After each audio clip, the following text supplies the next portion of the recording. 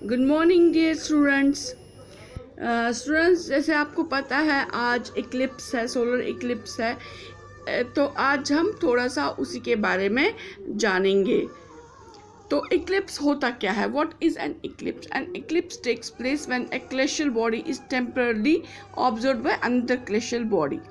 तो अब हम ऐसे मोटे मोटे तौर पे ऐसे समझेंगे कि जब कभी भी चांद, सूरज और धरती ये तीनों आपस में लाइन में होते हैं। लाइन में मतलब सूरज तो अपनी जगह होता है, ठीक है।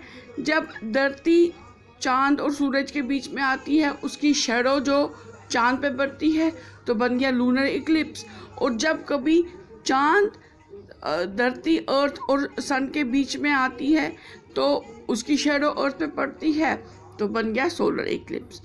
तो ये होता है इक्लिप्स, यही होता है इक्लिप्स कि भाई जब एक ग्लेशियल बॉडी होती है जो कि यूनिवर्स में अर्थ है, मार्स है, मून है, ये सारी चीज़ें जो होती हैं इनको ग्लेशियल बॉडीज कहते हैं, जो कि हैवी होती हैं। तो अब खैर ग्लेशियल बॉडीज़ आपको नहीं जानना है, उसकी डेफिनेशन नहीं जाननी है आपको। ग्लेशियल बॉडीज़ आप ये समझिए कि अर्थ, मून, सन, मार्स, जुपिटर, ये सारी ग्लेशियल बॉडीज़ है। तो अब मेनली इक्लिप्स होता है सन, अर्थ और मून के बीच में। तो जैसे मैंने आपको भी समझाया कि मून सन और अर्थ पे आएगा, अर्थ के बीच में आएगा, तो मून की शैडो अर्थ पे पड़ेगी तो हो गया सोलर इक्लिप्स, और अर्थ की शैडो जब मून पे पड़ेगी तो वो हो गया लूनर इक्लिप्स। तो अभी हमें यही दो, अब हम क्या देखते हैं कि अर्थ से हमें यही शैडोज दिखती है, मून की ही शैडो दिखती है, तो इसलिए वो हमें यही दो ऑब्जर्व हो जाती हैं, तो इसलिए इन दोनों की शैडो पड़ती है एक दूसरे के ऊपर, तो यही हमें दिखती है, तो यही इक्लिप्स होता है, ठीक है। तो दो मेन इक्लिप्स जो है लूनर और सोलर, जो कि मैंने आपको बताया कैसे होता है। तो लूनर इक्लिप्स में अब कई बार क्या होता है, कई बार जब पूरी तरह से वो बिल्कुल लाइन में होते हैं तो अर्थ चूँकि बड़ा है तो वो बहुत बड़े हिस्से का जो शैडो है वो मून पे पड़ता है, तो यूजुअली टोटल लूनर इक्लिप्स होता है। या कई बार वो ऑर्बिट में जब चलता है, मून ऑर्बिट में चल रहा होता है, घूम रहा होता है अर्थ के इर्द गिर्द, तो एक टाइम ऐसा भी आता है जब पूरी तरह से वो अर्थ के पीछे छुप जाता है, या कुछ टाइम एक टाइम ऐसा आता है कि जब वो आधा ही छुपता है। तो जब आधा छुपता है तब पार्शियल होता है, जब पूरा छुपता है तब फुल होता है। और जब जिस टाइम फुल लूनर इक्लिप्स होता है उस टाइम एक और चीज़ हो जाती है कि जो सन की रोशनी रिफ्रैक्ट हो जाती है। रिफ्रैक्ट मतलब अर्थ के एटमॉस्फेयर से वो थोड़ी बेंड हो जाती है, सनलाइट बेंड हो जाती है, तो उससे जो वो लाइट पड़ती है मून के ऊपर, एटमॉस्फेयर से जो वो सन की लाइट बेंड होके मून के ऊपर जो वो लाइट पड़ती है तो वो रेडिश होती है, तो उसको ब्लड रेड मून कहते हैं। उस टाइम ब्लड रेड मून का इक्लिप्स कहते हैं, जो इक्लिप्स में ब्लड रेड मून बन जाता है तो वो इसी वजह से बन जाता है।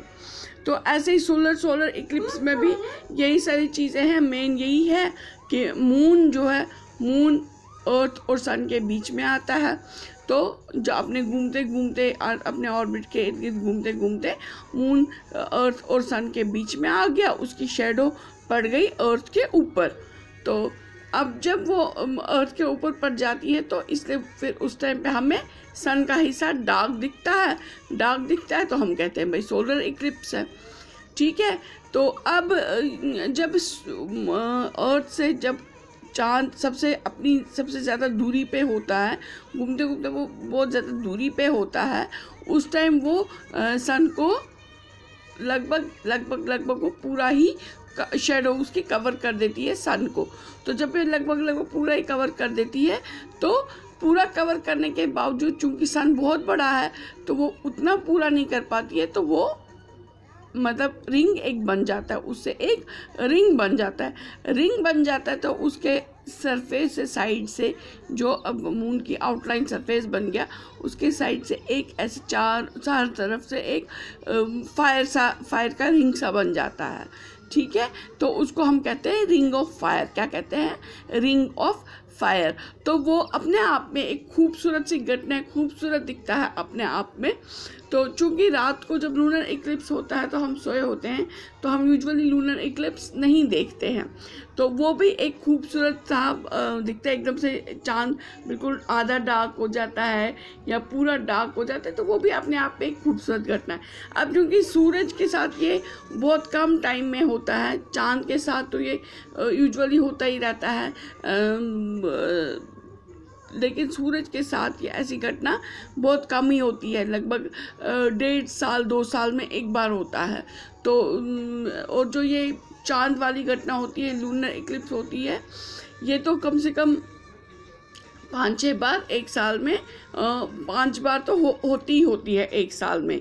अब वो डिपेंड करता है कि वो किस एरिया में, अर्थ के किस एरिया उस टाइम पे वो शेडो पड़ रही होगी, तो वही कंट्रीज उस टाइम उसको देखते हैं।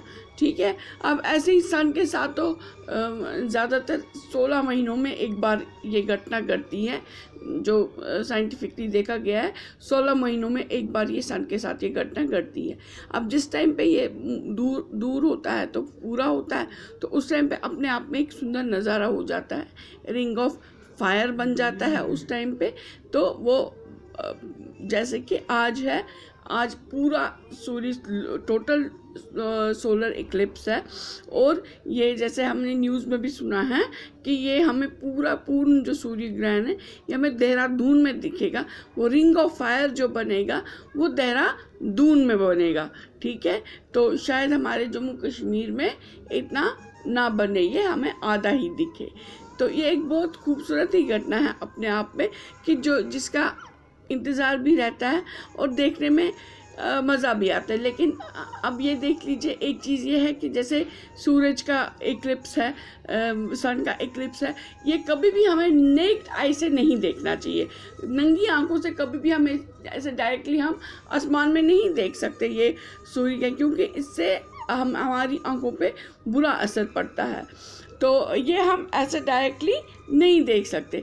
इसमें देखना हो तो एक काम करना चाहिए, पानी का एक टब रखना चाहिए जिसमें कि ये इसकी रिफ्लेक्शन उसमें पड़े, तो आप पानी के टब के अंदर से पानी में रिफ्लेक्शन पड़ने से उससे देख सकते हो। और उससे ज़्यादा अच्छा है कि एक स्पेशल किस्म के ऐनक मिलती है, डार्क ग्लासेस होते हैं, डार्क ऐनक मिलती है, डार्क कलर के उसके शीशे होते हैं, उसमें से देखो, या एक्सरे का जो वो होता है, एक्सरे जो हम डार्क कलर का एक्सरे फिल्म निकलती है, उसे भी देख सकते हैं। तो आजकल तो अब टीवी पे फैसिलिटी है, टीवी पे तो सामने ही दिखाते हैं, तो अच्छा है कि हम टीवी पे ही ये देखें, वो बिल्कुल सेफ़ है हमारे लिए। लेकिन अगर आप फिर भी ऐसे देखना चाहते हैं तो सेफ़ है कि पानी में ऐसे देखें। ठीक है बच्चों, लेकिन ये देखने में अपने आप में एक अच्छा एहसास होता है, एक अच्छी चीज़ हमें देखने को मिलती है। तो मुझे उम्मीद है कि मेरी ये कोशिश जो मैंने की आपको ये इक्लिप्स समझाने की, तो आपको ये समझ में आया होगा। Okay, bye, take care.